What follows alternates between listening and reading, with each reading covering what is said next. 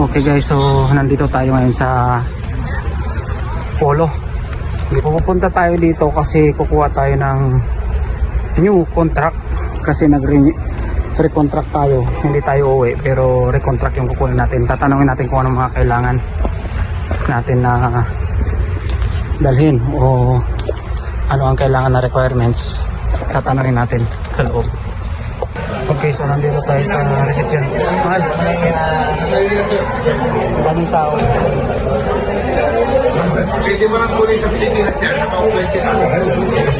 So ayan guys, tapos na tayo magpirma ng mga requirements natin.